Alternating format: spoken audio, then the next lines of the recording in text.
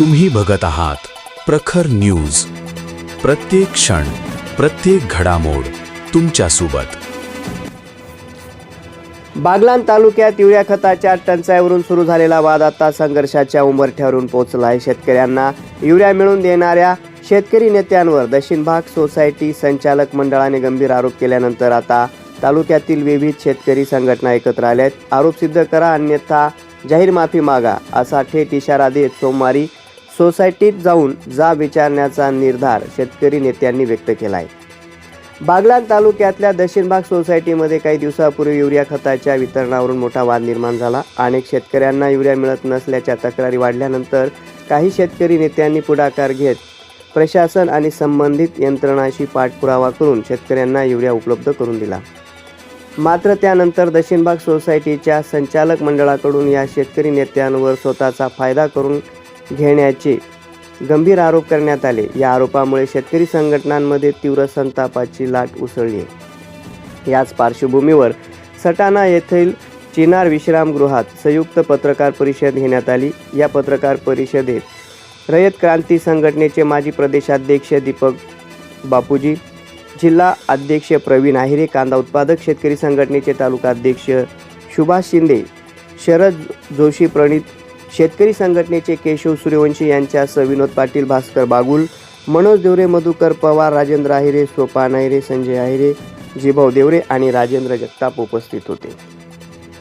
पत्रकार परिषदेत सर्व संघटनांनी एकमुखानं भूमिका मांडत सांगितले की आरोप केले असतील तर त्याचे ठोस पुरावे जनतेसमोर सादर करावे, अन्यथा संबंधित शेतकरी नेत्यांची आणि बागलाणातील शेतकऱ्यांची जाहीर माफी मागावी. तसेच येत्या सोमवारी सर्व शेतकरी संघटना आणि शेतकरी दक्षिण भाग सोसायटीत जाऊन संचालक मंडळाला या आरोपाबाबत जाब विचारणार असल्याचा इशारा देण्यात आला आहे. त्यामुळे युरिया वाद आता आणखीन तीव्र होण्याची चिन्ह दिसत आहेत.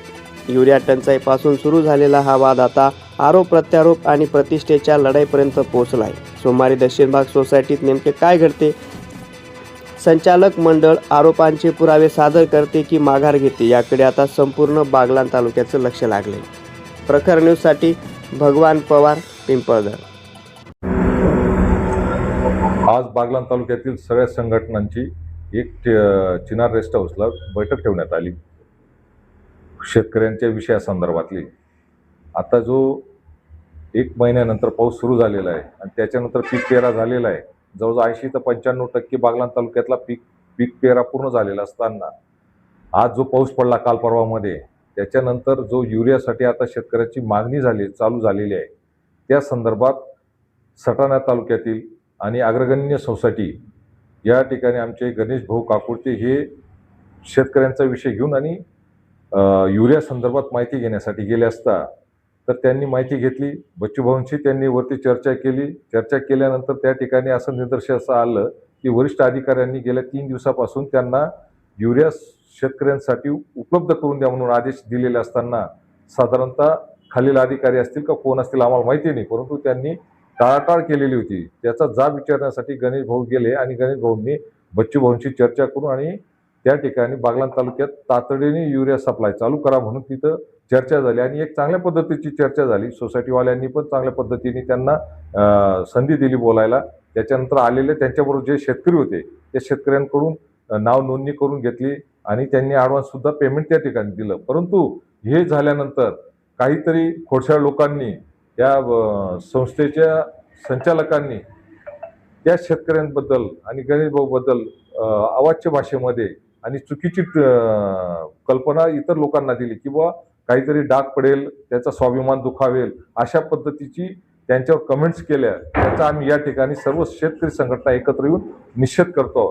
कारण आज शेतकरीच्या प्रश्नावर वेगवेगळ्या माध्यमातून सगळ्या संघटना प्रयत्न करत असतात आणि त्या प्रयत्नाला जर कोणी गालबोट लावत असेल आणि बदनाम करण्याचा प्रयत्न कोणी करत असेल तर आम्ही सगळ्या शेतकरी संघटना एकत्र येऊन संबंधिताला जाब विचारायला नक्कीच जाणार.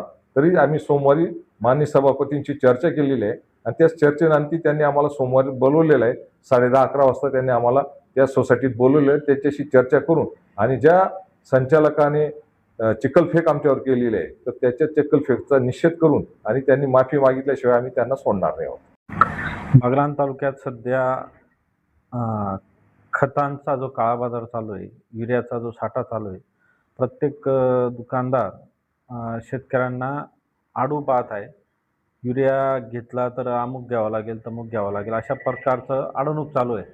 आणि काही शेतकरी लोक जेव्हा सोसायटीमध्ये गेले आणि आमचे प्रहारचे गणेश भाऊ यांना कॉल केल्यानंतर ते त्या ठिकाणी उपस्थित झाले आणि त्यावेळी सोसायटीने चांगला प्रतिसाद दिला. त्यांनी त्यांचा बफर स्टॉक खोलून आणि शेतकऱ्यांना त्यावेळी युरिया वाटप झाला. परंतु त्याच्यानंतर काही एक पत्रकार परिषद झाली, त्यावर गणेश भाऊ बद्दल किंवा नाव न घेता अनेक टीका टिप्पण्या झाल्या. तर त्या संदर्भात आम्हाला खुलासा म्हणून आम्हाला सोमवारी दक्षिण विभाग सोसायटीमध्ये सर्व संघटना आणि सर्व शेतकरी मिळून तो जाब विचारण्यासाठी आम्ही सर्वजण तिथं जाणार आहोत. काल सटाणा येथील दक्षिण सोसायटीमध्ये जो थोडासा गोंधळ झाला, त्या संदर्भात आम्ही बागलाण तालुका सर्व शेतकरी संघटना समविचारी पक्ष या माध्यमातून आज चिनार रेस्ट हाऊसवर सर्व उपस्थित आहोत. त्याला कारण असं आहे की आमचे प्रहारच्या दलालीचे तालुका अध्यक्ष गणेश काकुळते हे सामाजिक काम, गोरगरिबांचं कुठेही काम करत असतात आणि काल त्यांनी आज जो शेतकऱ्यांचा मूलभूत प्रश्न निर्माण झालेला आहे आपला खतासाठी, तर त्या खतासाठी ते विचारणा केले असता सुरुवातीला कुठंतरी संचालकांनी त्यांना चांगलाही दिला, पण एक संचालक की ज्यांचा कुठेही या विषयावर त्यांच्याशी वैयक्तिक त्यांचा काही वाद नसेल, काही वादही नव्हता, पण त्यांनी सोशल मीडियाच्या माध्यमातून जे आवाराचे म्हणजे एकदम खालच्या पातळीवर ते बोलले, दाढी कटिंगपर्यंत, तर अशा लोकांना कुठंतरी जाब त्यांना वचक बसला पाहिजे. कारण आम्ही काही कोणाचं रुपया खाऊन काम करत नाही, आम्ही प्रामाणिक स्वाभिमानाने काम करणारे लोक आहोत. आम्हाला कोणाचं चहासुद्धा पित नाही आम्ही, असे आमचे पात्रता आहे. तर यांना जर असं एवढं खालच्या पातळीवर बोलायची जर कोणी हे दिलं असेल तर त्याचा आम्ही जय निषेध करतो. आणि दुसरी गोष्ट, कुठलीही संघटना ही पक्षश्रेष्ठींच्या चालत असते. ज्या सामाजिक चळवळीत तुम्ही काम करत असतात, लोक तुम्हाला जेव्हा तुमचे प्रश्न आपल्यासमोर मांडतात, ते प्रश्न घेऊनच आम्ही लोकांसाठी काम करत असतो. तर समोरील व्यक्तीस माझी विनंती राहील, याच्या पुढे असा कुठलाही आरेरावीची भाषा आणि असं वाचाळ वक्तव्य आम्हाला अपेक्षित नाही. याचा आम्ही जय निषेध करतो आणि सोमवारी या मीटिंगसाठी सर्वांनी उपस्थित राहायचं आहे.